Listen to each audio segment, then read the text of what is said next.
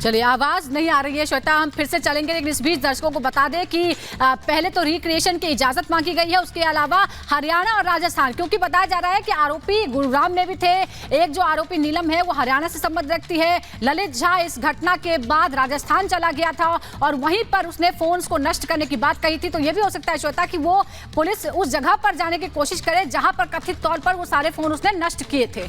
और ललित, इस वक्त हमारे साथ जतिन फिर से जुड़ चुके हैं। जतिन, दो अहम इन्वेस्टिगेशन है आज। एक सीन रिक्रिएट किए जाने को लेकर अनुमति मांगी गई है, दूसरा दिल्ली से बाहर लेकर तमाम आरोपियों को पुलिस लेकर के गई है। इन्वेस्टिगेशन आज किस तरह से आगे बढ़ेगी पूरे दिन?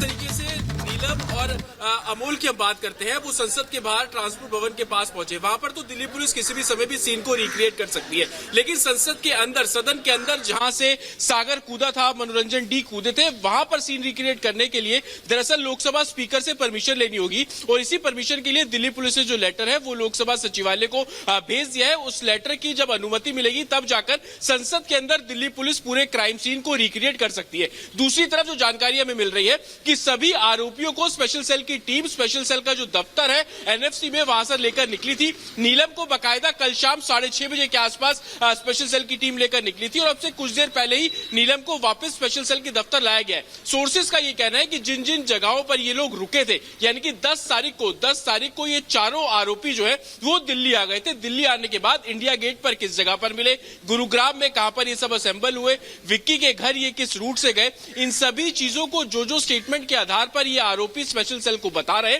उसको जमीनी स्तर पर वेरीफाई जो है वो किया जा रहा है। साथ ही ललित को लेकर सबसे बड़ी जानकारी जो सामने आ रही है कि ललित ने जिस रूट के बारे में बताया कि वो दिल्ली से राजस्थान गया, निमराना गया और उसके बाद जो अलग अलग लोकेशंस पर बिल्कुल जतिन, देखिए आप जो ये दायरा है जांच का वो बढ़ता जा रहा है, सिर्फ दिल्ली तक नहीं बल्कि उन इलाकों में भी फैलेगा जहां जहां सारे आरोपी गए थे। फिलहाल बहुत शुक्रिया आपका जानकारी देने के लिए। और अब बात करेंगे कांग्रेस की सामंतवादी सोच की।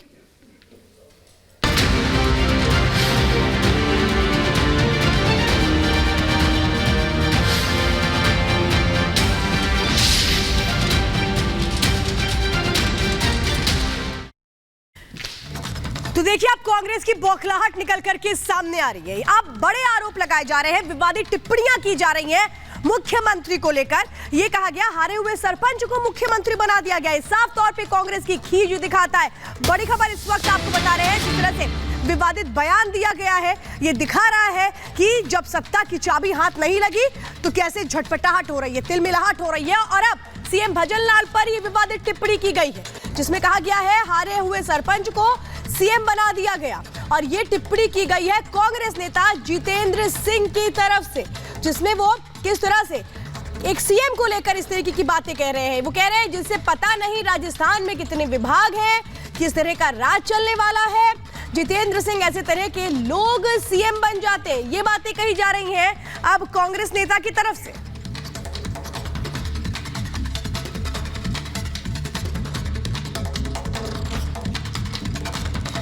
मुख्यमंत्री तो जो है वो आप ही जानते हैं। मुझे अभी बताया गया और इसके लिए हमारे पत्रकार बंधु इसके ऊपर जांच करके जरूर आप लिखना। मुझे जो इसमें इसका जो कागज आया है, जो व्हाट्सएप पर चल रहा है कि ये सरपंच रहा, मुझे अभी बताया गया कि सरपंच भी नहीं रहा, सरपंच हारा हुआ सरपंच है। हारे हुए सरपंच को भी तो अपन बोलते हैं ना सरपंच साहब, बोल ही देते हैं। बेचारा वो 2 नंबर पर सेकंड पर आता है तो उसके अंदर सरपंच साहब कैसे, मान सम्मान के लिए उसको खुश करने के लिए बोल देते हैं। तो इसीलिए वो मुख्यमंत्री को भी खुश करने के लिए सरपंच साहब बोल देते हैं। तो आप सोचिए किस तरह का राज चलने वाला है। जिस व्यक्ति को ये नहीं मालूम कि राजस्थान सरकार के अंदर डिपार्टमेंट कितने हैं। मैं तो पत्रकार बंधुओं से कहूंगा कि आप कभी इंटरव्यू लेने जाओ तो उनसे पूछना कि राजस्थान सरकार में कितने डिपार्टमेंट हैं और 10 डिपार्टमेंटों के नाम बता दें। वो 3-4 डिपार्टमेंट से ज्यादा नहीं जानेगा। पीडब्ल्यूडी बोल देगा, पानी का विभाग बोल देगा, स्वायत्त शासन का विभाग का नाम ले लेगा, एक आधा और कोई समाज कल्याण के विभाग का नाम लेगा, उससे आगे उसको मालूम ही नहीं रहेगा। इस तरह के लोग मुख्यमंत्री बन जाते हैं। तो अभी एक दिन ही हुआ है भजनलाल शर्मा को सीएम का पद संभाले और उस पर इस तरह की तीखी टिप्पणियां होने लगी और इस पर अब पलटवार भी हुआ है बीजेपी की तरफ से। शहजाद पूनावाला ने साफ तौर पर इसे कांग्रेस की सामंतवादी सोच करार दिया।